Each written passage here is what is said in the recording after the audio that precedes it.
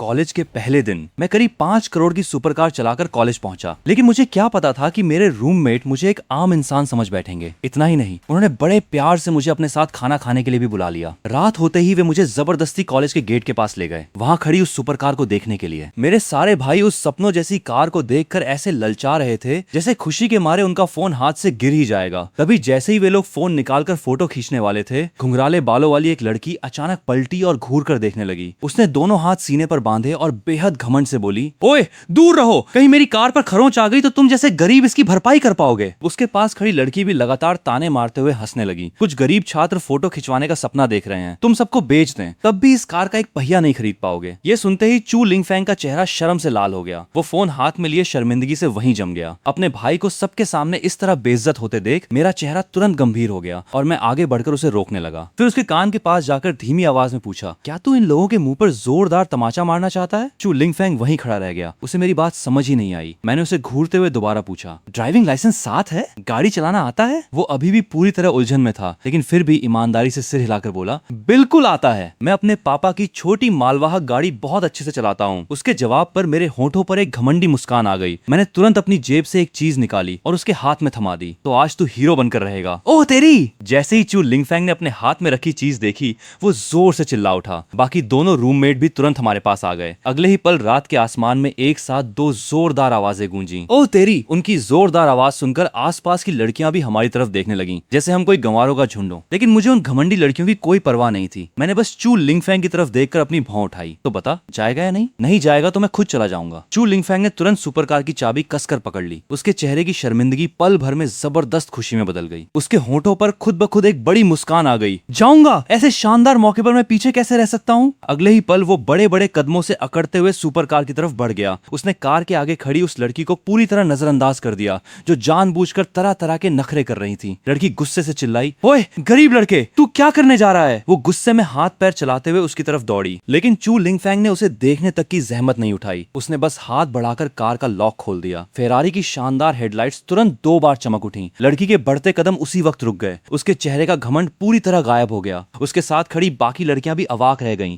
और उन्हें समझ ही नहीं आया कि आखिर हो क्या रहा है। चू लिंगफैंग ने तुरंत कार का दरवाजा खोला और ड्राइविंग सीट पर जाकर बैठ गया। उसने बेहद सहजता से इंजन स्टार्ट किया और गियर डाल दिया। फिर कार की खिड़की धीरे धीरे नीचे हुई। उसने उन लड़कियों की तरफ तिरस्कार भरी नजर से देखा और कहा, ओए रास्ते से हटो। अगर मेरी कार पर खरोंच आ गई तो तुम सबको बेच देने के बाद भी इसके एक टायर की कीमत नहीं चुका पाओगे। इतना कहकर चू लिंगफैंग ने एक्सीलेटर दबाया और सुपर कार गरजती हुई वहां से निकल गई। मैं और नानमुजे बेहद संतुष्ट होकर वापस हॉस्टल की तरफ चल पड़े। रास्ते में नानमुजे आखिरकार अपने अंदर की गपशप वाली जिज्ञासा को रोक नहीं पाया। उसने हैरानी से मेरी तरफ देखते हुए धीमी आवाज में पूछा, भाई ये इतनी महंगी कार सच में तुम्हारी है? मैंने बिल्कुल बेफिक्र अंदाज में कंधे उचकाते हुए कहा, घर में अंकल ने बस आने जाने के लिए खरीद दी थी। मुझे लगा आज रात का ये शानदार तमाचा कांड पूरी तरह खत्म हो चुका है। लेकिन जैसे ही हम हॉस्टल के नीचे पहुंचे, हमने देखा कि चू लिंगफैंग को हॉस्टल के गार्ड अंकल ने दरवाजे पर ही रोक रखा था। दोनों के बीच जमकर बहस चल रही थी। पास जाकर सुना तो मेरी हंसी निकलते निकलते बची। असल में ये भाई इतना स्टाइल मारने में व्यस्त था कि अपना कॉलेज कार्ड ही लाना भूल गया था, और गार्ड अंकल भी किसी लोहे के दरवाजे की तरह उसे अंदर जाने देने को तैयार नहीं थे। मैं अपनी हंसी रोक नहीं पाया और तुरंत उनके पास पहुंचा। अंकल जाने दीजिए, हम एक ही हॉस्टल के रूममेट हैं और आज ही कॉलेज में दाखिला लिया है। ये सुपर कार भी मेरी ही है। गार्ड अंकल ने मुझे शक भरी नजरों से ऊपर से नीचे तक देखा। फिर उन्होंने उस शानदार सुपर कार की तरफ देखा और बड़ी मुश्किल से मेरी बात पर भरोसा किया। कॉलेज कार्ड लाए हो? मैंने पूरे आत्मविश्वास से अपनी जेब में हाथ डाला। अगले ही पल मेरे चेहरे की चमकती मुस्कान पूरी तरह जम गई। ओह नहीं, मैं भी अपना कार्ड लाना भूल गया। मैंने तुरंत नानमुजे की तरफ देखा। उसने शर्मिंदा होकर कंधे उचका दिए। साफ था कि उसके पास भी कुछ नहीं था। नानमुजे ने आंखें घुमाते हुए मुझे घूरा। उसके चेहरे पर साफ लिखा था, मुझे क्यों देख रहे हो? अगर मेरे पास कार्ड होता तो क्या मैं भी यहाँ तुम्हारे साथ मूर्ति बनकर खड़ा रहता? मैं मजबूरी में अपना हाथ नीचे कर दिया। फिर मुस्कुराते हुए गार्ड अंकल से विनती करने लगा, अंकल हम सच में आज ही कॉलेज में रिपोर्ट करने वाले नए छात्र हैं। गार्ड अंकल ने तिरस्कार से मुंह बनाया। उन्हें मेरी बात पर बिल्कुल विश्वास नहीं हुआ। मैं कैसे मान लूं? अभी जो लड़का था वो तो खरगोश से भी तेज भाग गया। उससे गाड़ी पार्क करने को कहा और पलट कर देखा तो बंदा गायब। नानमुजे को ये बात बिल्कुल पसंद नहीं आई और वो बहस करने आगे बढ़ा, लेकिन गार्ड अंकल ने तुरंत अपना चेहरा सख्त कर लिया। उन्होंने बिना कुछ सुने साफ साफ मना कर दिया, बिल्कुल नहीं। बाहर के अमीर बाप के बिगड़े लड़के अक्सर महंगी गाड़ियां लेकर कॉलेज आते हैं और लड़कियों को फंसाते हैं। उनकी बात सुनते ही हम सब वहीं खड़े खड़े अवाक रह गए। मैंने सिर पकड़ते हुए उन्हें याद दिलाया, लेकिन अंकल ये तो लड़कों का हॉस्टल है। मैं बेबस होकर लंबी सांस लेने लगा। अब उनसे बहस करने का मेरा बिल्कुल मन नहीं था, इसलिए मैंने सीधे अपना फोन निकाला और अपने दूसरे अंकल को कॉल कर कर दिया। फोन की सिर्फ 2 घंटियां बजी और सामने वाले ने कॉल उठा लिया। मैंने उन्हें कुछ शब्दों में पूरी स्थिति समझा दी, फिर खास तौर पर एक बात कह दी, अंकल, हॉस्टल के गार्ड अंकल काफी सख्त हैं, आप प्लीज उन्हें ज्यादा परेशान मत करना। फोन के दूसरी तरफ से मेरे अंकल ने बेहद शांत लहजे में जवाब दिया, ठीक है, तुम थोड़ा इंतजार करो। इतना कहकर उन्होंने फोन रख दिया। उधर चू लिंगफैंग अभी भी गार्ड अंकल से बहस कर रहा था। तभी अचानक गार्ड अंकल का फोन लगातार बजने लगा। उन्होंने जैसे ही फोन उठाकर कुछ सेकंड बात की, उनके चेहरे की झुंझलाहट पल भर में हैरानी में बदल गई।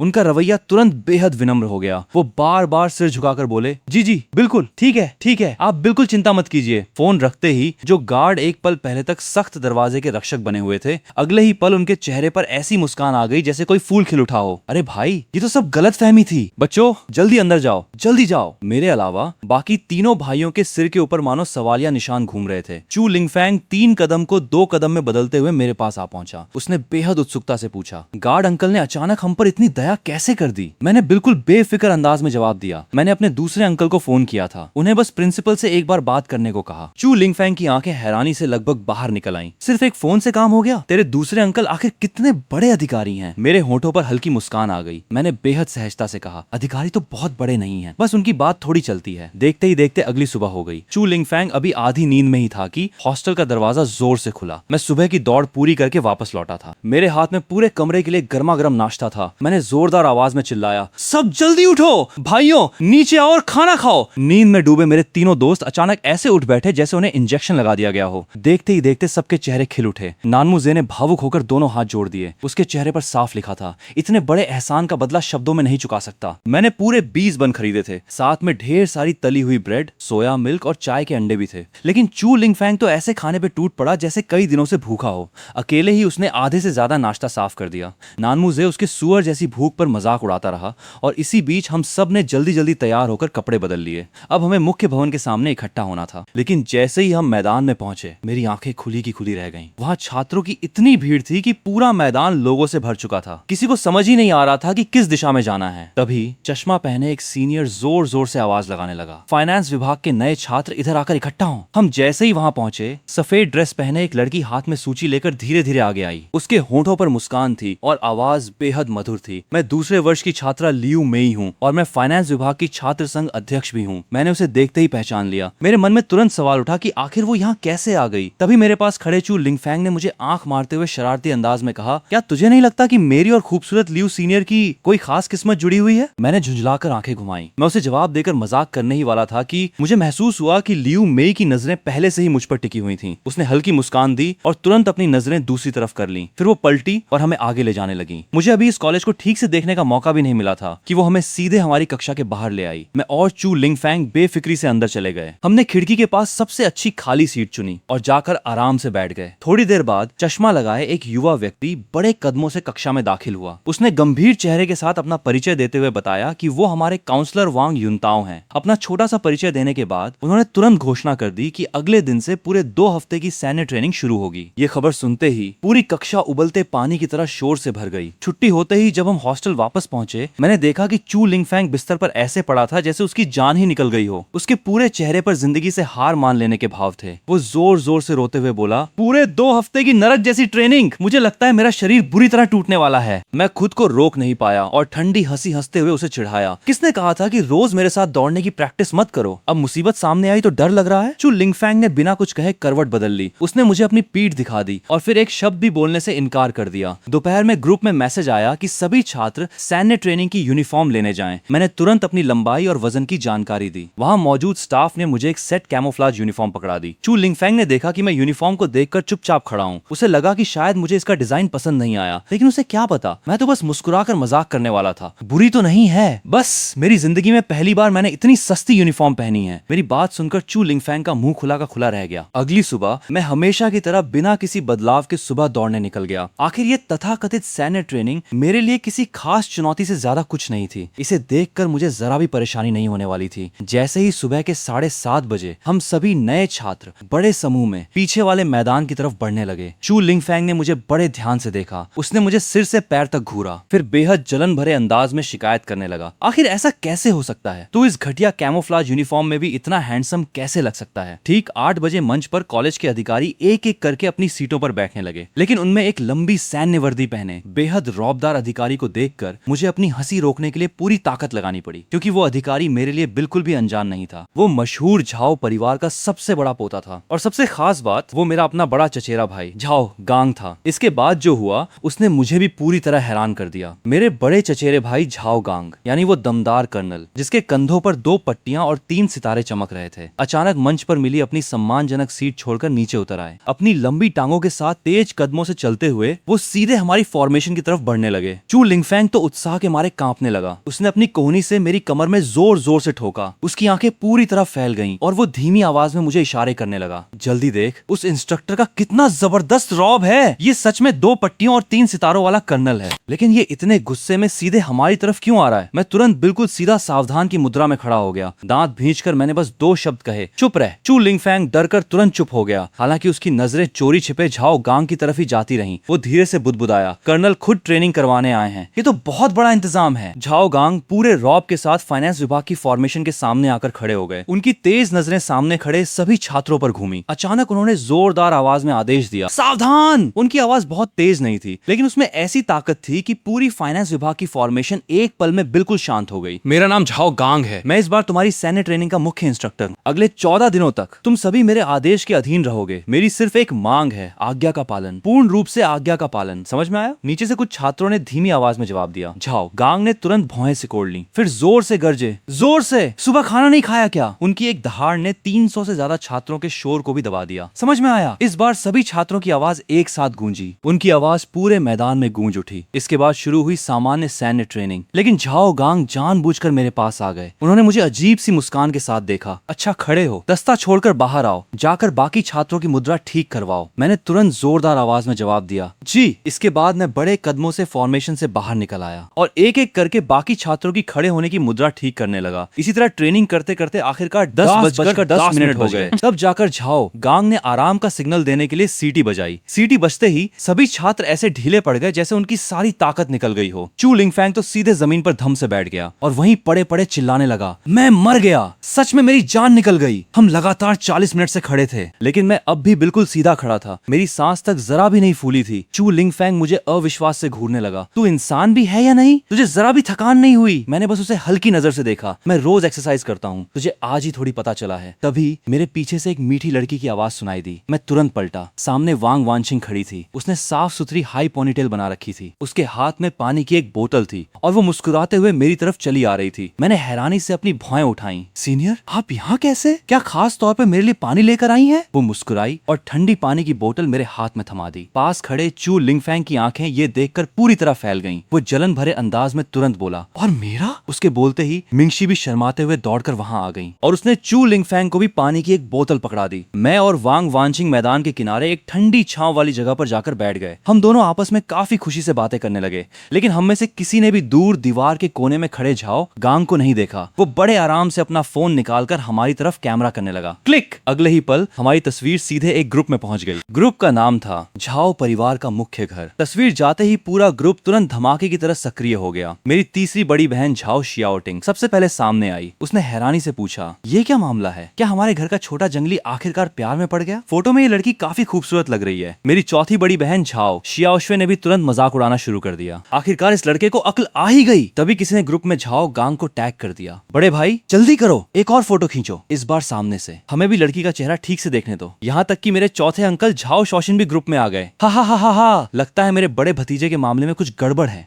बड़े भतीजे, बाद में मुझे पूरी कहानी बताना, और हाँ, एक फोटो और चुपके से खींच लेना। झाओ गांग ने अपना फोन वापस रख लिया। उसके होठों पर शरारत भरी जीत की मुस्कान आ गई। फिर उसने तुरंत ट्रेनिंग दोबारा शुरू करने के लिए सीटी बजा दी। वांग वानशिंग और निंगशी ने हम दोनों को हाथ हिलाकर अलविदा कहा। फिर वे मुड़कर तेज कदमों से वहां से चली गईं। झाओ गांग ने भी मौका पाकर वांग वानशिंग को 2 बार गौर से देखा। उसकी आंखों में साफ तौर पर संतुष्टि थी। इसके बाद हमारी ट्रेनिंग लगातार चलती रही और आखिरकार शाम 5:30 बजे जाकर खत्म हुई। जैसे ही हमें छुट्टी मिली, मेरा फोन लगातार वाइब्रेट होने लगा। लॉक स्क्रीन पर दिख रहे 99 अनपढ़े मैसेज देखकर मेरा दिल धक से रह गया। मैंने घबराते हुए चैट खोला और अगले ही पल मेरी आंखों के सामने अंधेरा छा गया। हे भगवान! मेरे उस शरारती बड़े चचेरे भाई झाओ गांग ने मेरी और सीनियर की फोटो पूरे परिवार के ग्रुप में भेज दी थी। मेरे कानों में अभी भी ट्रेनिंग ग्राउंड पर झाओ गांग की कड़क आवाज गूंज रही थी, तुम लोग अभी पास होने के लायक भी नहीं हुए हो। उसकी बात सुनकर हम सभी की नसें तन गई थीं। लेकिन जैसे ही उसका सैल्यूट हमसे कई मीटर दूर जाकर गायब हुआ, कुछ पल पहले तक मरी हुई सी खड़ी हमारी पूरी फॉर्मेशन ट्रांसफॉर्मेशन अचानक वहीं फिर से जिंदा हो गई। पूरा माहौल ऐसा हो गया जैसे कोई बड़ा जश्न शुरू हो गया हो। चू लिंगफैंग उस खाली पानी की बोतल को ऐसे सीने से लगाए हुए था जैसे वो दुनिया का सबसे कीमती खजाना हो। उसका चेहरा खुशी से चमक रहा था। मैं आखिरकार उसे और नहीं देख पाया और आंखें घुमाते हुए बोला, बस कर, एक खाली बोतल को भी घर ले जाने का इरादा है क्या? हम दोनों आपस में बहस और मजाक करते हुए कैंटीन में पहुंच गए। अंदर लोगों की इतनी भीड़ थी कि पूरा हॉल काले समंदर जैसा लग रहा था। मैंने तुरंत हाथ हिलाया, चलो तीसरी मंजिल पर चलते हैं, आज का खाना मेरी तरफ से। लेकिन जैसे ही मैंने भुगतान करने के लिए अपना फोन निकाला,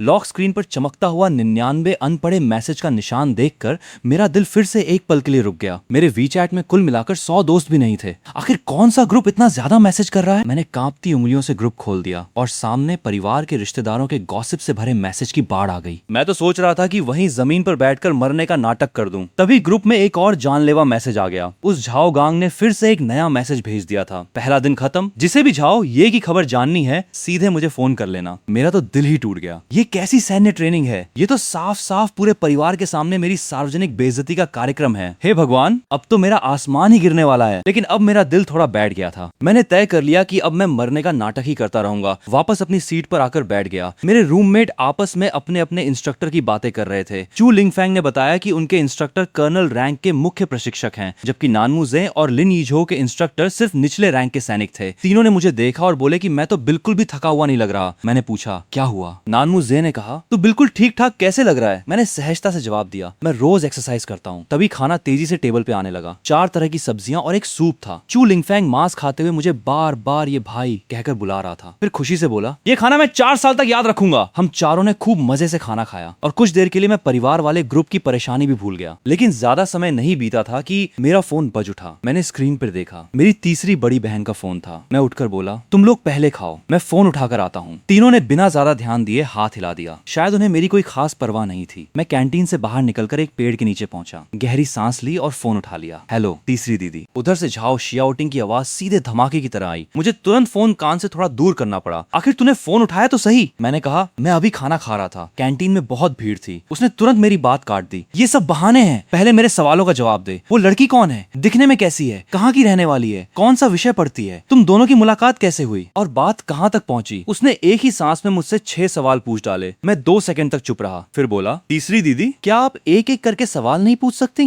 उसने तुरंत कहा, नहीं, जल्दी जवाब दे। मैंने बेबस होकर सांस छोड़ी। वो एक सीनियर है, दिखने में काफी अच्छी है, वो भी फाइनेंस विभाग में है, दूसरे साल में पढ़ती है। उसने मेरा कॉलेज में दाखिले का काम करवाया था। हमारे बीच कुछ भी आगे नहीं बढ़ा है। उसने तुरंत दोहराया, कुछ भी आगे नहीं बढ़ा? फिर तूने उसका पानी क्यों लिया? मैंने कहा, पानी लेने में क्या हो गया? इसके बाद झाओ शियाओटिंग ने मुझे लंबा चौड़ा प्रेम ज्ञान देना शुरू कर दिया। मैं पेड़ के नीचे खड़ा खड़ा लगभग सोने ही वाला था। इसके बाद वो खुद को पूरी तरह प्रेम विशेषज्ञ समझने लगी। उसने लड़की के खुद पानी देने से लेकर पहली डेट पर कहाँ जाना चाहिए सब समझाया। बीच बीच में उसने मनोरंजन जगत के प्रेम संबंधों के उदाहरण भी दे डाले और मैं पूरी बातचीत के दौरान अपने दिमाग को पावर सेविंग मोड में डाल चुका था। आखिरकार उसने पूछा, तो याद रहा? झाओ शियाओटिंग ने अपनी पूरी क्लास खत्म कर दी थी। मैंने कहा, याद रहा। उसने तुरंत कहा, तो दोहरा कर सुनाओ। मेरे पास कोई रास्ता नहीं था। मैंने गहरी सांस ली। पहला, अगर लड़की खुद पहल करके पानी देती है तो कम से कम वो मुझे नापसंद नहीं करती। दूसरा, जल्दी से प्यार का इजहार नहीं करना। तीसरा, फिल्म देखने से बेहतर है साथ में खाना खाने के लिए बुलाना। चौथा, अपनी अमीरी का दिखावा नहीं करना। पांचवा, बस बस झाओ शियाओटिंग ने मुझे रोक दिया। लगता है तूने सच में सब याद कर लिया। मैंने मजबूरी में कहा, तीसरी दीदी की सीख छोटा भाई कैसे भूल सकता है? वो हल्के से हंसी, फिर गंभीर होकर बोली, शियाओ ये, अगर तू उसे पसंद करता है तो उसके साथ ईमानदारी से अच्छा व्यवहार करना, और अगर पसंद नहीं करता तो उसे उम्मीद में मत रखना, समझा? मैंने कहा, समझ गया दीदी। इसके बाद उसने मुझे अपनी सेहत का ध्यान रखने को कहा, भरपेट खाना खाना। तब जाकर उसने फोन रखा। मैंने फोन की स्क्रीन पर कॉल की अवधि देखी, पूरे 24 मिनट। मैंने राहत की लंबी सांस ली। हॉस्टल लौटते ही चू लिंगफैंग ने पूछा, इतनी देर तक कहाँ गया था? मैंने बेबसी से कहा, मेरी तीसरी दीदी थी, खाली बैठी थी, इसलिए मुझे फोन कर दिया। चू लिंगफैंग ने पूछा, तेरी कितनी बहनें हैं? 4, और चारों सगी हैं। चू लिंगफैंग एक पल के लिए जम गया। ओ भाई, कमाल है। मैं सैन्य ट्रेनिंग की यूनिफॉर्म वॉशिंग मशीन में डालते हुए बोला, बचपन में इन चारों ने मिलकर मेरी खूब धुलाई की है, तुम लोग इसका अनुभव नहीं कर सकते। मेरी बात सुनकर पूरे हॉस्टल में हंसी गूंज उठी।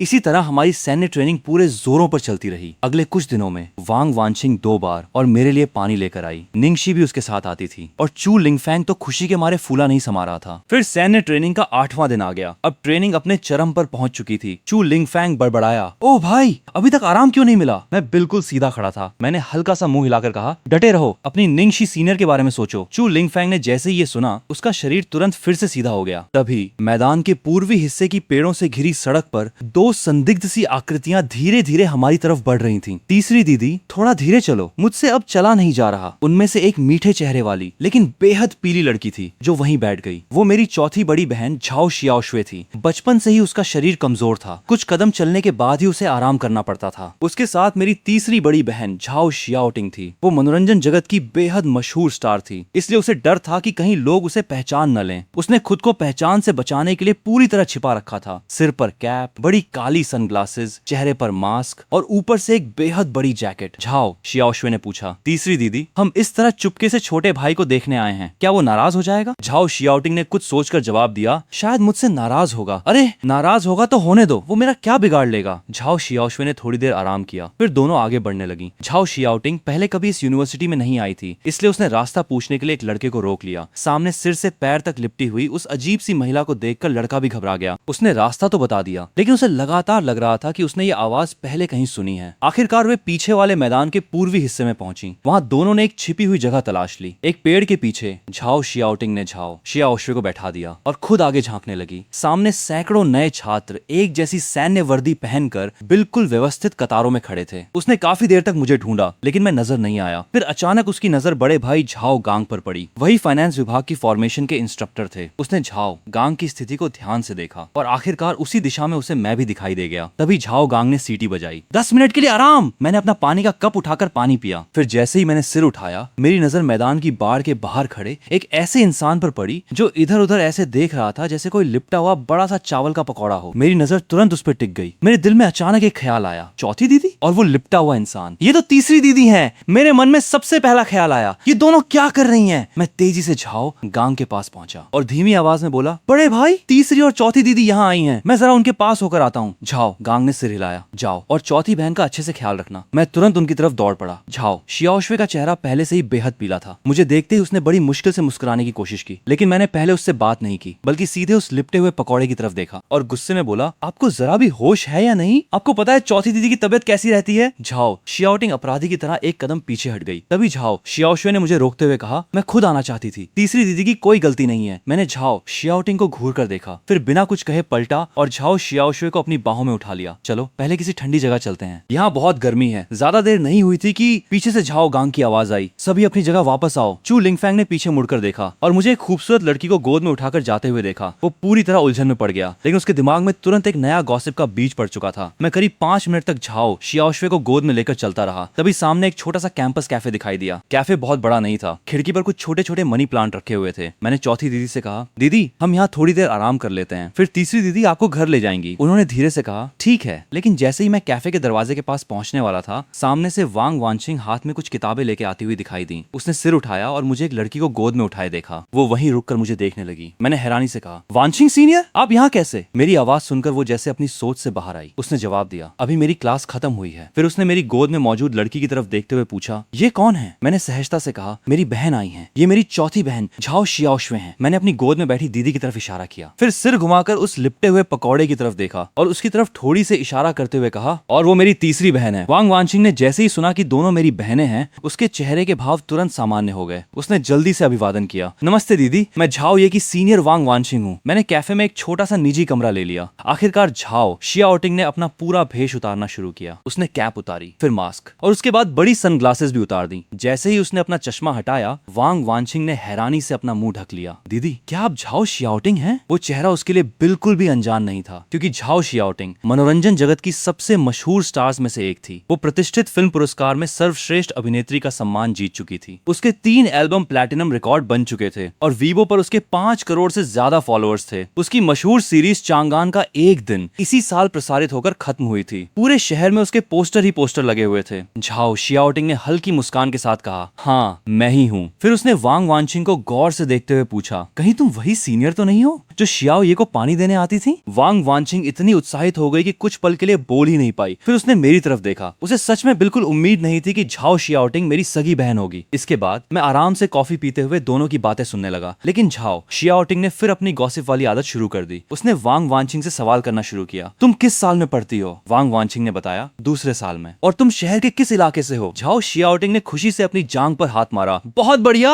मैं इन दिनों काफी खाली हूँ, इस वीकेंड हम साथ में घूमने चलते हैं। मैं बेबस सा चेहरा बनाकर रह गया। तीसरी दीदी, आपका वो ठंडा सा सेलिब्रिटी वाला अंदाज कहाँ गया? उन्होंने तुरंत कहा, बड़े लोग बात कर रहे हैं, बच्चों को बीच में नहीं बोलना चाहिए। मैंने उन्हें खाना ऑर्डर करने के लिए कहा, लेकिन तीनों एक दूसरे को आगे करने लगे। आखिरकार मैंने कहा, ठीक है मैं खिलाता हूँ। दोनों ने एक साथ कहा, ठीक है तुम ही खिलाओ। मैं बाहर जाकर खाना ऑर्डर करने लगा, लेकिन मैंने स्टाफ को अंदर भेजकर सर्व नहीं करवाया। मुझे डर था कि कहीं कोई मेरी तीसरी दीदी को पहचान न ले। कॉफी का इंतजार करते समय झाओ शियाओटिंग ने फिर वांग वानचिंग से पूछा कि वो आम तौर पर क्या करना पसंद करती है। वांग वानचिंग ने बताया, किताबें पढ़ना, लाइब्रेरी जाना और वीकेंड पर इंटर्नशिप करना। झाओ शियाओटिंग हैरान हुई, दूसरे साल से ही इंटर्नशिप शुरू कर दी? गॉसिप कर रही मेरी तीसरी दीदी अचानक गंभीर होकर उसे परखने लगी। मेहनती लड़की है। फिर उसने आवाज धीमी की, वैसे तुम्हारा कोई बॉयफ्रेंड है? मैं आखिरकार खुद को रोक नहीं पाया। वांग वानचिंग का चेहरा शर्म से लाल हो गया। नहीं नहीं है। झाओ शियाओटिंग ने संतुष्टि से सिर हिला दिया। सामने बैठी झाओ शियाओशुए चुपचाप ये सब देख रही थी। उसकी नजर तीसरी दीदी से हटकर वांग वानचिंग पर चली गई। वो बड़े प्यार से उसे देखने लगी। साफ सुथरी लड़की थी, मुस्कुराने पर उसके गालों में डिंपल पड़ते थे। फिर चौथी दीदी ने धीरे से कहा, वानचिंग। उसकी आवाज बहुत हल्की थी। दादाजी को पानी देने आने के लिए धन्यवाद। वांग वानचिंग ने कहा, इसमें धन्यवाद की क्या बात है? पहले झाओ ये ने भी मेरी मदद की थी। झाओ शियाओशुए ने अपना परिचय देने के बाद कहा, शियाओ ये ने बचपन से कभी स्कूल नहीं किया। ये पहली बार है जब उसके इतने सारे सहपाठी हैं। ये जानकर कि कोई सीनियर उसकी देखभाल कर रही है, हम सब निश्चिंत हैं। ये सुनकर वांग वानचिंग हैरान रह गई। उसे बिल्कुल उम्मीद नहीं थी कि देश के टॉप छात्रों में से एक माना जाने वाला मैं कभी स्कूल ही नहीं गया था। हम चारों करीब आधे घंटे तक कैफे में बैठे रहे। झाओ शियाओशुए ने अपना गुनगुना पानी खत्म किया। उसके चेहरे का रंग भी काफी बेहतर हो गया। मैंने समय देखा, तीसरी दीदी आप चौथी दीदी को घर ले जाइए, उन्हें अब आराम करना चाहिए। झाओ शियाओशुए ने टेबल का सहारा लेकर उठने की कोशिश की। वांग वानचिंग के पास से गुजरते समय वो रुक गई और धीरे से बोली, वानचिंग शियाओ ये की देखभाल करने के लिए धन्यवाद। इतना कहकर वो झाओ शियाओटिंग का हाथ पकड़कर बाहर निकल गई।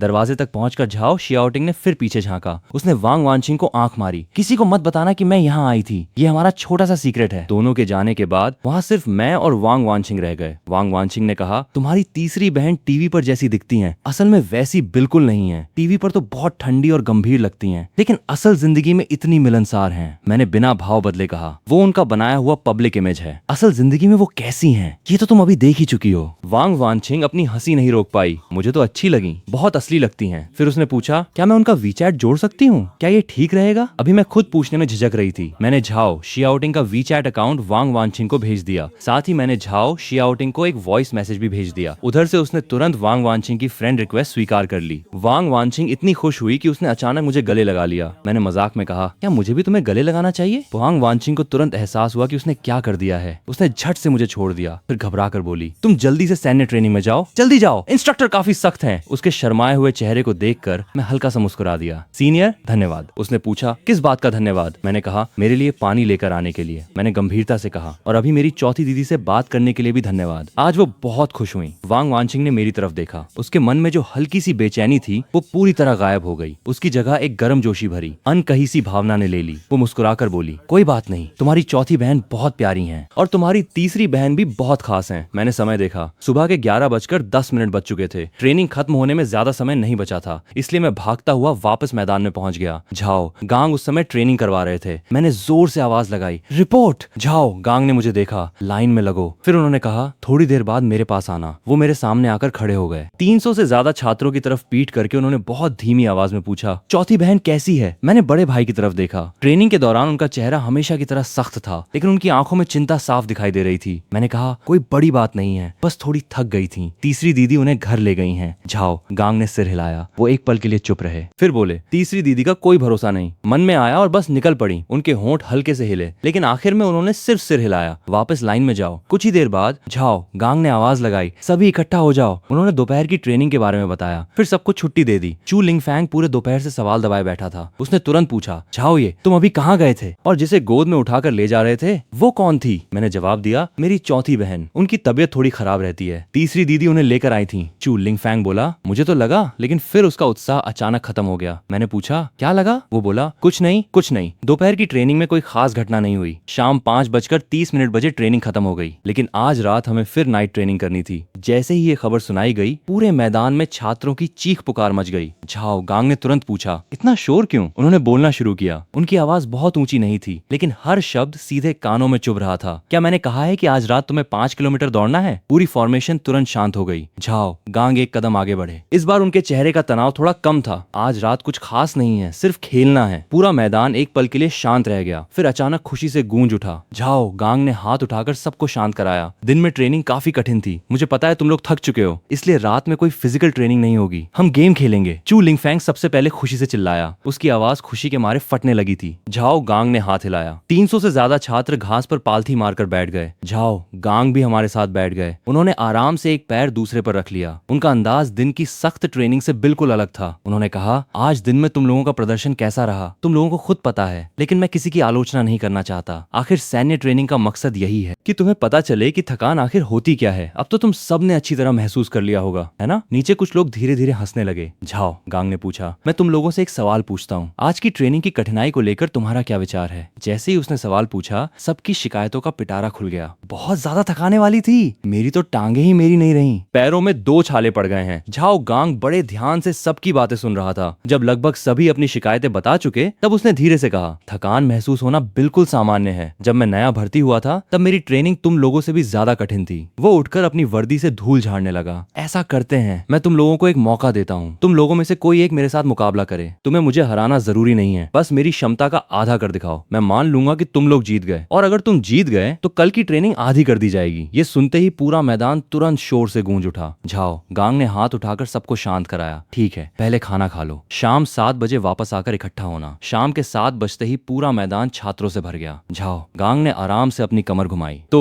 जीतने के लिए तैयार हो? इसके बाद उसने सबको व्यवस्थित किया। लड़कों और लड़कियों को अलग अलग खड़ा होने के लिए कहा। फिर उसने बिना किसी जल्दबाजी के अपनी ट्रेनिंग जैकेट उतार दी। अंदर उसने एक काली टाइट टी शर्ट पहन रखी थी। उससे उसके कंधों और सीने की मजबूत मांसपेशियों की बनावट साफ दिखाई दे रही थी। उसने कहा, दोपहर में जो बात कही थी, अब उसे शुरू करते हैं। कौन आएगा? पूरे मैदान में 2 सेकंड तक सन्नाटा छाया रहा। तभी पीछे से एक बेहद मजबूत शरीर वाला लड़का खड़ा हो गया। उसकी लंबाई करीब 6 फीट थी। उसे देखकर साफ लग रहा था कि वो पहले से खेल कूद की ट्रेनिंग ले चुका है। वो बड़े आत्मविश्वास से आगे आया। इंस्ट्रक्टर, झाओ गांग ने पूछा, क्या करोगे? लड़के ने जवाब दिया, पुशअप्स। झाओ गांग बोला, अगर तुम लगातार 50 सही पुशअप्स कर लेते हो तो मैं मान लूंगा कि तुम पास हो गए। लड़का मुस्कुराया। फिर वो जमीन पर झुक गया और तुरंत पुशअप्स शुरू कर दिए। पहले 30 पुशअप्स वो बेहद तेजी और सही तरीके से करता रहा, लेकिन करीब 40 के बाद उसकी रफ्तार साफ तौर पर कम होने लगी। उसकी बाहें कांपने लगीं। 47वें पुशअप पर आखिरकार उसका पूरा शरीर जमीन पर गिर गया। झाओ गांग ने उसे उठाया और उसके कंधे पर हाथ रखकर थपथपाया। लड़के ने बड़बड़ाते हुए कहा, आमतौर पर तो मैं 60 से ज्यादा कर लेता हूँ। फिर वो शर्मिंदा होकर वापस अपनी जगह चला गया। झाओ गांग मैदान के बीचों बीच खड़ा था। उसकी सांस तक नहीं फूली थी। उसने पूछा, और कोई है? उसने चारों तरफ नजर दौड़ाई, लेकिन पूरी फॉर्मेशन में एकदम सन्नाटा था। चू लिंगफैंग मेरे बगल में बैठा था। उसने अपनी कोहनी से मुझे धक्का दिया। ये भाई, क्यों ना तुम जाकर ट्राई करो? मैंने तुरंत कहा, मैं क्यों जाऊं? वो बोला, तुम जाओ ना, मुझे लगता है तुम कर सकते हो। आसपास खड़े कई छात्रों की नजरें तुरंत मेरी तरफ घूम गईं। किसी ने धीरे से बड़बड़ाया, अरे रहने दो। चू लिंगफैंग ने उसे घूर कर देखा। वो मुझे और उकसाने ही वाला था कि सामने से झाओ गांग की आवाज आई, वहां वाला चू लिंगफैंग, तुम क्या फुसफुसा रहे हो? चू लिंगफैंग घबरा गया और तुरंत खड़ा हो गया। रिपोर्ट, इंस्ट्रक्टर, मैं एक खिलाड़ी की सिफारिश कर रहा था। झाओ गांग ने पूछा, किसकी? चू लिंगफैंग ने हाथ उठाकर मेरी तरफ इशारा कर दिया। झाओ, ये मुझे लगता है ये कर सकता है। 300 से ज्यादा छात्रों की नजरें एक साथ मुझ पर टिक गईं। मैं धीरे धीरे अपनी जगह से खड़ा हुआ। मैंने चू लिंगफैंग को घूर कर देखा। वो तुरंत अपनी गर्दन सिकोड़कर पीछे हट गया। फिर उसने होंठ हिलाकर कहा,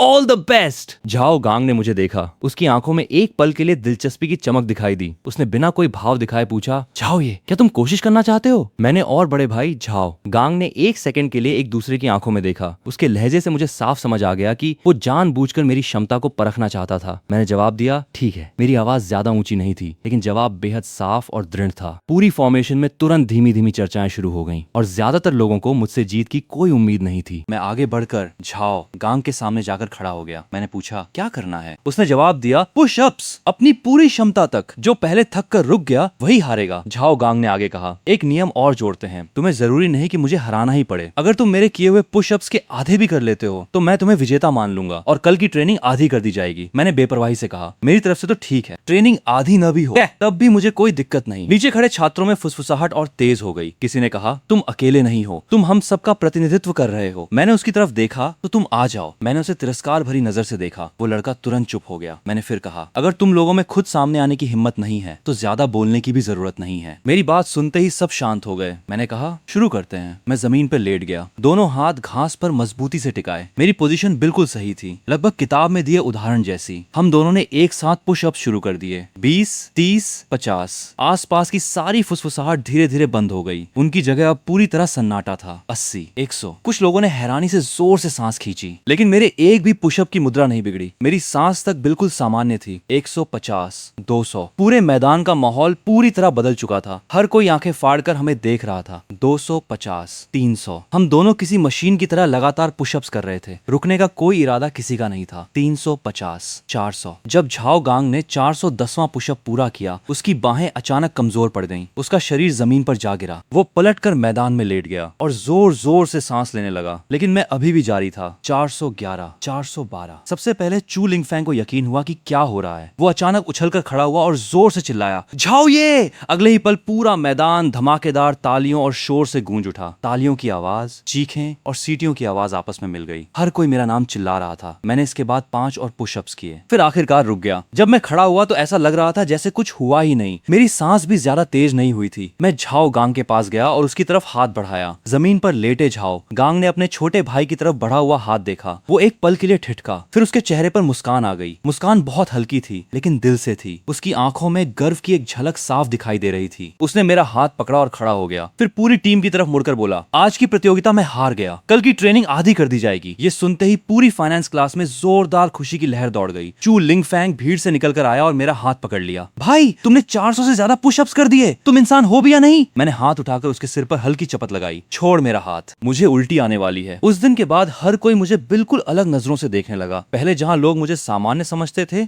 अब उनके मन में मेरे लिए सच्चा सम्मान था। तभी मेरी नजर भीड़ में एक ऐसी लड़की पर पड़ी जो बिना मेकअप के भी बेहद खूबसूरत लग रही थी। उसका नाम फू यानरान था। मुझे याद आया कि ट्रेनिंग के दौरान मैंने ही उसकी सैन्य मुद्रा ठीक करवाई थी। अगले दिन हमारी ट्रेनिंग की तीव्रता आधी कर दी गई, इसलिए ज्यादातर समय हमारी फाइनेंस क्लास आराम ही करती रही। बाकी विभागों के छात्र हमें देखकर जलन से भर गए। आखिरकार उस दिन की ट्रेनिंग शाम 5:30 बजे खत्म हुई। झाओ गांग ने सबको लाइन में खड़ा किया, फिर आदेश दिया, विसर्जित। 300 से ज्यादा छात्र ऐसे खुश हुए जैसे उन्हें आजादी मिल गई हो। चू लिंगफैंग बड़े आराम से बोला, फिर से तुम्हारी वजह से बच गए झाओ भाई, वरना आज तो शायद चलने की हालत भी नहीं रहती। बाहर निकलते ही हमें दक्षिणी गेट के पास नान मुझे और लिन यीझो इंतजार करते मिले। नान मुझे रेलिंग पर ऐसे लटका हुआ था जैसे उसकी सारी जान निकल चुकी हो। वहीं लिन यीझो की आंखों के नीचे काले घेरे और भी गहरे हो गए थे। चू लिंगफैंग हंसते हुए बोला, तुम दोनों की तो हालत बहुत खराब है। उसने उनका मजाक उड़ाया। नान मुझे ने थकी आवाज में कहा, मत पूछो, आज हमारे इंस्ट्रक्टर तो जैसे पागल ही हो गए थे। वो लगभग बेहोशी जैसी हालत में बोल रहा था। चू लिंगफैंग हंस पड़ा, हा हा हा, कम से कम झाओ भाई की वजह से आज हमारी ट्रेनिंग आधी रही। चू लिंगफैंग के चेहरे पर ऐसा गर्व था जैसे उसने खुद कोई बड़ा कारनामा किया हो। मैंने कहा, समझ गया, तुम ये बात कम से कम 800 बार बता चुके हो। मेरा मूड अच्छा था। मैंने कहा, आज बाहर खाना खाते हैं, मेरी तरफ से पार्टी। चू लिंगफैंग तुरंत उत्साहित हो गया। सच में? कहाँ चलेंगे? मैंने कहा, तुम लोग तय करो। नान मुझे तुरंत बोला, दक्षिणी गेट के पास एक नई बारबेक्यू शॉप खुली है। नान मुझे ने तुरंत हाथ उठा दिया। चारों पहले हॉस्टल वापस गए। हमने नहाया, कपड़े बदले। मैंने एक काली हाफ स्लीव टी शर्ट पहन ली। कपड़ा हमेशा की तरह बेहद अच्छी क्वालिटी का था। इस बार मैंने एक ज्यादा साधारण दिखने वाली ग्रे घड़ी भी पहन ली। फैंग ने आखिरकार उसकी कीमत पूछना ही छोड़ दिया। जैसे ही हम हॉस्टल से बाहर निकले, मेरा फोन बज उठा। वी चैट पे एक मैसेज आया था। मैसेज वांग वानचिंग का था। उसमें सिर्फ 6 शब्द लिखे थे, साउथ गेट, झाओ ये, मुझे बचाओ। मेरे कदम वहीं रुक गए। मेरे चेहरे के भाव तुरंत बदल गए। चू लिंगफैंग ने भी मैसेज देख लिया। उसने पूछा, क्या हुआ? मैंने कोई जवाब नहीं दिया। सीधे वांग वानचिंग को फोन मिला दिया। फोन सिर्फ एक बार बजा और उसने उठा लिया। फोन के दूसरी तरफ काफी शोर था। मुझे किसी आदमी की आवाज सुनाई दे रही थी। साथ ही कुछ लड़कियों के बहस करने की आवाज भी आ रही थी। वांग वानचिंग ने धीमी आवाज में बात की, हालांकि वो अपनी आवाज में घबराहट नहीं आने दे रही थी। उसने कहा, झाओ ये, पाक बुची फिर आ गया है दक्षिणी गेट के बाहर वाले छोटे मैदान में। उसने हमारा रास्ता रोक रखा है। निंगशी भी मेरे साथ है। मैंने तुरंत कहा, मैं अभी आता हूँ। मैंने फोन काट दिया। फिर चू लिंगफैंग से कहा, तुम लोग पहले बारबेक्यू रेस्टोरेंट जाओ, मुझे थोड़ा काम है। चू लिंगफैंग ने पूछा, क्या काम है? हम भी तुम्हारे साथ चलते हैं। वो तुरंत मेरे पीछे आने को तैयार हो गया। मैंने तीनों की तरफ देखा। तीनों के चेहरों पर बिल्कुल एक जैसा दृढ़ भाव था। मैंने कहा, ठीक है, चलो, बस मेरे पीछे रहना। हम चारों लगभग दौड़ते हुए पूरे कैंपस को पार करने लगे। मैं सबसे आगे था। मेरे कदम तेज लेकिन पूरी तरह स्थिर थे। मेरा दायां हाथ शरीर के पास सीधा लटक रहा था। मेरी 5 उंगलियां हल्की हल्की मुड़ी हुई थीं। दक्षिणी गेट के पास काफी भीड़ जमा थी। मैं भीड़ को चीरते हुए अंदर घुस गया। सामने 7-8 लोग खड़े दिखाई दिए। पाक बुची ने चमकीले हरे रंग की स्पोर्ट्स जैकेट पहन रखी थी। स्ट्रीट लाइट की रोशनी में उसका कपड़ा दूर से ही साफ नजर आ रहा था। उसके पीछे लगभग उसी तरह के कपड़े पहने 4 और लड़के खड़े थे। सभी ने अपनी बाहें सीने पर बांध रखी थीं और उनके चेहरों से साफ जाहिर था कि वे किसी मुसीबत से कम नहीं थे। सामने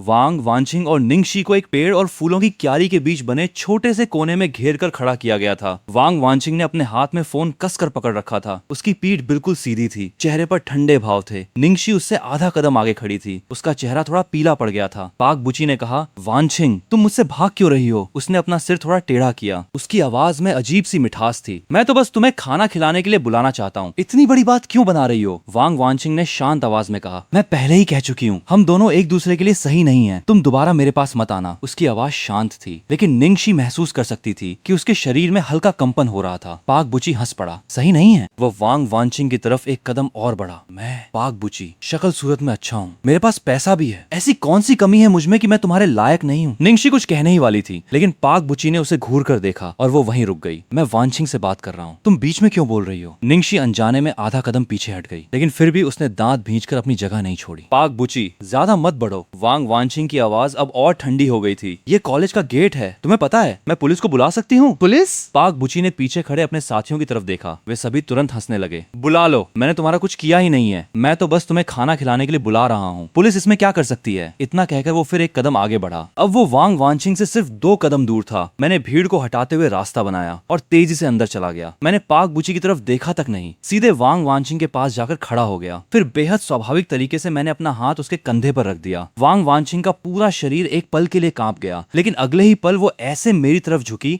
जैसे डूबते हुए इंसान को अचानक कोई सहारा मिल गया हो। मैंने सहजता से कहा, वानचिंग, बहुत देर से इंतजार कर रही थी। मेरी आवाज ज्यादा ऊंची नहीं थी, लेकिन वहां मौजूद हर व्यक्ति ने उसे साफ सुन लिया। हॉस्टल में थोड़ा काम था, इसलिए आने में देर हो गई। वांग वानचिंग ने मेरी तरफ देखा। उसकी आंखों के कोने हल्के लाल थे। उसने मेरी बात का साथ देते हुए सिर हिला दिया। कोई बात नहीं, तुम आ गए, बस यही काफी है। पाक बुची गुस्से में गाली देते हुए बोला, साला तुम फिर आ गए? मैंने उसकी तरफ ध्यान तक नहीं दिया। मैंने वांग वानचिंग से कहा, मैंने तुमसे पहले ही कहा था ना, आगे से इन मक्खियों पर ध्यान मत दिया करो, कितनी गंदी होती हैं। मेरी बात सुनकर वांग वानचिंग के मुंह से अचानक हंसी निकल गई। तभी चू लिंगफैंग और बाकी लोग भी भीड़ को चीरते हुए अंदर आ गए। चू लिंगफैंग आगे बढ़कर खड़ा हो गया। उसने निंगशी को अपने पीछे कर लिया। अबे, अपना हाथ वानचिंग से हटा। पाक बुची हंसते हुए बोला, हाँ मेरी गर्लफ्रेंड है, मैं उसे गले लगाऊं या हाथ रखूं, इससे तुम्हें क्या? बॉयफ्रेंड? पाक बुची ठंडी हंसी हंसा। उसने मुझे सिर से पैर तक देखा। उसकी आंखों में साफ तिरस्कार था। तुम वानचिंग का बॉयफ्रेंड कब से बन गया? मुझे तो पता ही नहीं था। मैंने शांत स्वर में कहा, उसे तुमसे पूछकर प्यार करने की जरूरत नहीं है। मेरा लहजा अब भी बेहद शांत था, लेकिन मेरी हर बात में साफ चेतावनी थी। पाक बुची कुछ कहने ही वाला था, लेकिन मैंने उसे रोकते हुए फिर कहा, अब तुम अपने इन दोस्तों को लेकर यहाँ से चले जाओ, तो मैं इस बात को यहीं खत्म कर दूंगा। खत्म कर दोगे? पाक बुची जोर से हंसा। तुम कहोगे और बात खत्म हो जाएगी? तुम अपने आप को समझते क्या हो? वो पलटकर अपने पीछे खड़े लोगों से बोला, तुम लोगों ने सुना? ये लड़का मुझे कह रहा है कि मैं बात यहीं खत्म कर दूं। अभी अभी कॉलेज में आया नया छात्र है, कपड़े ऐसे पहन रखे हैं जैसे कोई बहुत बड़ा आदमी हो और खुद को सच में कोई बड़ी हस्ती समझ बैठा है। उसके साथी भी उसके साथ हंसने लगे। पाक बुची फिर मेरी तरफ मुड़ा और एक कदम आगे बढ़ा। अब वो मुझसे सिर्फ एक हाथ की दूरी पे था। उसने मुझे घूरते हुए कहा, मैं तुम्हें बता देता हूँ, इस कॉलेज में सिर्फ कुछ महंगे ब्रांड के कपड़े पहन लेने से तुम यहाँ मनमानी नहीं कर सकते। तुम्हें पता भी है मेरे पिता कौन है? मैं उसकी आंखों में देखते हुए चुप रहा। जब उन्होंने देखा कि मैं कुछ नहीं बोल रहा हूँ तो पियाओ बुची ने अपनी आवाज और ऊंची कर दी। मेरे पिता सेंट जिंग कंस्ट्रक्शन ग्रुप के चेयरमैन पियाओ गुओचांग हैं। सेंट जिंग की आधी से ज्यादा इमारतें मेरे पिता की कंपनी ने बनाई हैं और तुम जैसे आदमी को लगता है कि तुम मुझसे मुकाबला कर सकते हो? इतना कहकर उसने घमंड से मेरी तरफ देखा। शायद वो मेरे चेहरे पर डर देखने का इंतजार कर रहा था, लेकिन मेरे चेहरे पर जरा भी बदलाव नहीं आया। मैंने शांत होकर कहा, हो गया? पियाओ बुची एक पल के लिए ठिठक गया। मैंने कहा, हो गया हो तो अपने लोगों को लेकर यहाँ से निकल जाओ। मेरी आवाज बेहद शांत थी। अपने लिए मुसीबत मत खड़ी करो। मुसीबत? पियाओ बुची की आवाज अचानक तीखी हो गई। मुझे तो लगता है मुसीबत तुम खुद ढूंढ रहे हो। इतना कहते ही उसने अचानक अपना हाथ बढ़ाया और मेरी कॉलर पकड़ने के लिए झपटा। उसी पल मैं हिला। कोई भी नहीं देख पाया कि मैंने आखिर किया क्या। चू लिंगफैंग ने बस इतना देखा कि मेरा दाहिना हाथ मेरी कमर से बाहर निकला। मैंने ऐसे हल्के से हाथ झटका जैसे किसी मक्खी को उड़ा रहा हूँ और पियाओ बुची का हाथ तुरंत दूर जा गिरा। इसके बाद मैंने आधा कदम आगे बढ़ाया। मेरा कंधा हल्का सा नीचे हुआ और पियाओ बुची अपने पूरे शरीर के साथ 2 कदम पीछे जा गिरा। वो लगभग गिर ही पड़ा था। किसी तरह उसने खुद को संभाला। उसने नीचे देखा तो उसकी कलाई लाल हो चुकी थी। उसके चेहरे का गुस्सा धीरे धीरे डर और हैरानी में बदल गया। मैंने आखिरी बार कहा, ये आखिरी चेतावनी है। मेरी आवाज अब भी शांत थी, लेकिन मेरी गहरी काली आंखों में जरा भी गर्माहट नहीं थी। निकलो। पियाओ बुची ने कुछ कहने के लिए मुंह खोला, लेकिन जैसे ही उसकी नजर मेरी आंखों से मिली, उसका गला मानो किसी चीज ने जकड़ लिया हो। उसके पीछे खड़े बाकी लोग भी पूरी तरह शांत हो गए। पियाओ बुची ने दांत भींचे और एक कदम पीछे हट गया। फिर उसने उंगली मेरी तरफ उठाई। ठीक है, तुम मेरा इंतजार करना। सेंट जिंग यूनिवर्सिटी है ना, फाइनेंस डिपार्टमेंट है ना, मैं तुम्हें याद रखूंगा। इतना कहकर वो पलटा और चला गया। उसके पीछे खड़े लोगों ने एक दूसरे को देखा और वे भी उसके पीछे चले गए। आखिरकार ये पूरा तमाशा खत्म हो गया। गेट पर खड़े तमाशा देखने वाले लोग भी धीरे धीरे चले गए। निंगशी के पैर अचानक कमजोर पड़ गए। चू लिंगफैंग ने तुरंत उसे संभाला और बैठा दिया। निंगशी जोर जोर से सांस लेने लगी। मैं तो डर ही गई थी, मुझे लगा सच में लड़ाई होने वाली है। चू लिंगफैंग ने तुरंत पूछा, शीशी सीनियर आप ठीक हैं? पानी चाहिए? मैं जाकर आपके लिए ले आता हूँ। निंगशी का चेहरा हल्का सा लाल हो गया। उसने सिर हिलाकर मना कर दिया। वहीं वांग वानचिन चुपचाप खड़ी रही। उसकी नजर लगातार मेरी पीठ पर टिकी हुई थी। सड़क की पीली रोशनी ने मेरे पूरे शरीर को नारंगी आभा में ढक रखा था। मेरे कंधे चौड़े थे, मेरी पीठ सीधी थी और मेरी पूरी शख्सियत बेहद आकर्षक लग रही थी। उसने धीरे से कहा, आज तुम्हारा धन्यवाद। मैं पलटकर उसकी तरफ देखने लगा। मैंने पूछा, तुम ठीक हो? उसने कहा, हाँ मैं ठीक हूँ। वांग वानचिन ने सिर हिला दिया। फिर उसने अपने हाथ की तरफ देखा। उसका हाथ अब भी कांप रहा था। मैंने कहा, चलो हम वैसे भी खाना खाने जा रहे थे, तुम भी हमारे साथ चलो। उसने कहा, ठीक है। इसके बाद हम सब कॉलेज के बाहर की तरफ चल पड़े। चू लिंगफैंग आगे बढ़कर निंगशी को सहारा देने लगा। निंगशी का चेहरा और भी लाल हो गया, लेकिन फिर भी वो उसका सहारा लेकर आगे बढ़ती रही। जब हम बारबेक्यू रेस्टोरेंट के बाहर पहुंचे, मैंने सबको पहले अंदर जाने के लिए कहा और कहा कि मुझे एक फोन करना है। मैं सड़क किनारे एक पेड़ के पास चला गया, पेड़ के तने से टिक कर खड़ा हो गया। फिर मैंने अपनी बड़ी बहन झाओ शियाओचिन को फोन लगाया। मैंने कहा, दीदी आपसे एक बात कहनी है। पियाओ बुची नाम का एक लड़का है, वो सेंट जिंग कंस्ट्रक्शन ग्रुप के पियाओ गुओचांग का बेटा है। वो सेंट जिंग बिजनेस स्कूल में पढ़ता है। वो हमारे कॉलेज की एक सीनियर को कई बार परेशान कर चुका है। आज उसने फिर उसे साउथ गेट पर रोक लिया और मुझसे हाथापाई करने की भी कोशिश की। फोन के दूसरी तरफ कुछ पल के लिए खामोशी छा गई। फिर दीदी ने पूछा, उसने तुमसे हाथापाई करने की कोशिश की? झाओ शियाओचिन की आवाज हल्की सी ऊंची हो गई। मैंने शांत होकर कहा, हाँ, लेकिन उसकी जरूरत नहीं पड़ी। मेरी बात सुनकर झाओ शियाओचिन के स्वर में हल्की सी संतुष्टि आ गई। उसने पूछा, फिर क्या हुआ? मैंने कहा, वो चला गया, लेकिन जाते जाते धमकी दे गया। मैं एक पल के लिए रुका। मेरी आवाज बिल्कुल वैसे ही शांत थी जैसे मैं पूछ रहा हूँ कि आज खाने में क्या है। मैंने कहा, दीदी उसे कल कॉलेज के गेट पे बुलाओ। वहीं घुटनों के बल बैठकर मुझे और मेरी सीनियर से माफी मांगनी होगी। अगर वो ऐसा कर देता है तो मैं ये मामला यहीं खत्म कर दूंगा, लेकिन अगर वो नहीं आया तो फिर अंजाम की जिम्मेदारी उसी की होगी। फोन के दूसरी तरफ लगभग 3 सेकंड तक पूरी खामोशी रही। इसके बाद मेरी बड़ी बहन झाओ शियाओचिन ने सिर्फ एक शब्द कहा। मैंने कहा, ठीक है। एक पल रुकने के बाद दीदी ने फिर कहा, समझ गई। उन्होंने मुझसे कोई सवाल नहीं किया, न ही जरा भी हिचकिचाई। फिर अचानक बोली, वैसे तुम्हारी तीसरी बहन कल कह रही थी कि वो लड़की देखने में काफी अच्छी है। उनकी बात सुनकर मैं पूरी तरह निरुत्तर हो गया। हेलो, लगता है सिग्नल बहुत खराब है। बड़बड़ाते हुए मैंने फोन काट दिया। जब मैं बारबेक्यू रेस्टोरेंट में वापस पहुंचा,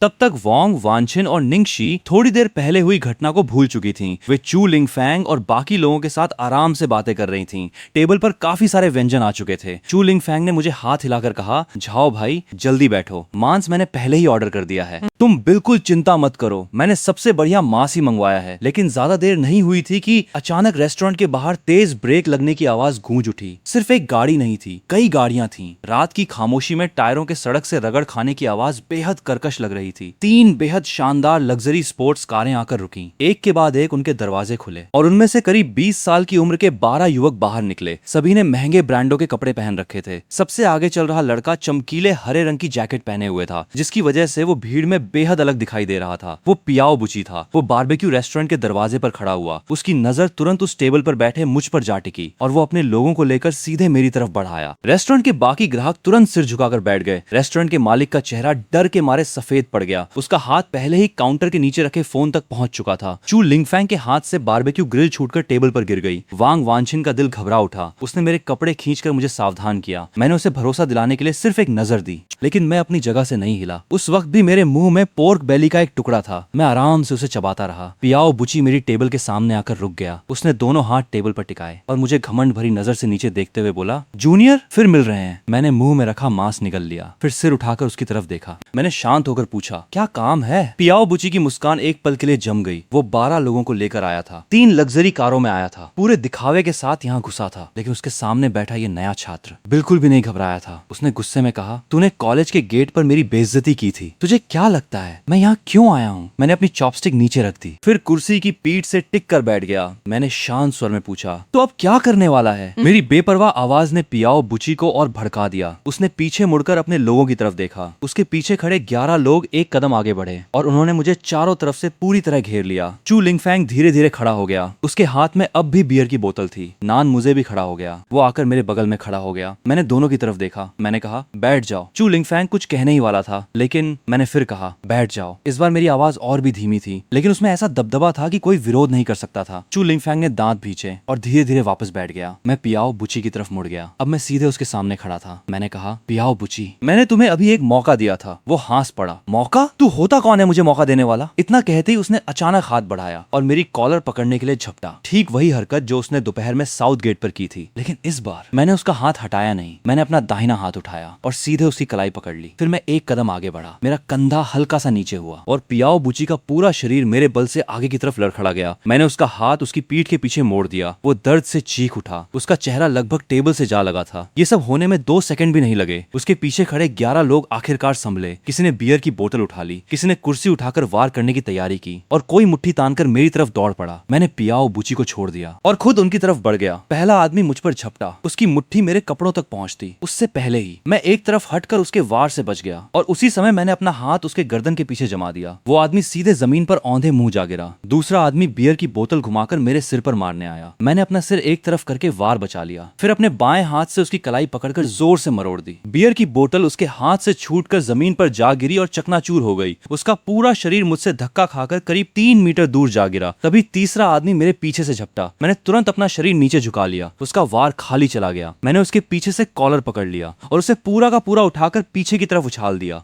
वो सीधे चौथे आदमी से जा टकराया। दोनों जमीन पर एक दूसरे के ऊपर गिरकर लुढ़कने लगे। 5वां आदमी, फिर छठा, उसके बाद 7वां। मेरी हरकतें इतनी तेज थीं कि उन्हें साफ देख पाना लगभग नामुमकिन था। यह सड़क पर होने वाली बेतरतीब मारपीट नहीं थी, बल्कि मैं बेहद सटीक और बेहद कुशल तरीके से हर वार कर रहा था। मेरी हर एक चाल बिल्कुल सही जगह पर पड़ रही थी, इतनी कि सामने वाला लड़ने की हालत में न रहे, लेकिन उसे कोई गंभीर चोट भी न पहुंचे। चू लिंगफैंग और बाकी लोग अपनी कुर्सियों पर बैठे रह गए। उनके मुंह खुले के खुले रह गए। जब आखिरी आदमी मेरी तरफ दौड़ कर आया, तब तक उसके पैर डर के मारे कांप रहे थे। उसने मेरी तरफ देखा, फिर जमीन पर चारों तरफ पड़े अपने साथियों को देखा और बिना कुछ सोचे पलटकर भागने लगा। वो सिर्फ 2 कदम ही भाग पाया था कि मैंने पीछे से उसकी कॉलर पकड़ ली। मैंने उसे हल्के से झटका दिया और वो पियाओ बुची के ठीक बगल में जा गिरा। देखते ही देखते उसके सभी 12 आदमी जमीन पर पड़े थे। पूरा बारबेक्यू रेस्टोरेंट अस्त व्यस्त हो चुका था, लेकिन वहां खून की एक भी बूंद नहीं थी और न ही किसी हड्डी के टूटने की एक भी आवाज आई थी। सो गाइज, इस वीडियो का नेक्स्ट पार्ट देखना है तो चैनल को सब्सक्राइब कर लेना। एंड इस वीडियो का लाइक टारगेट है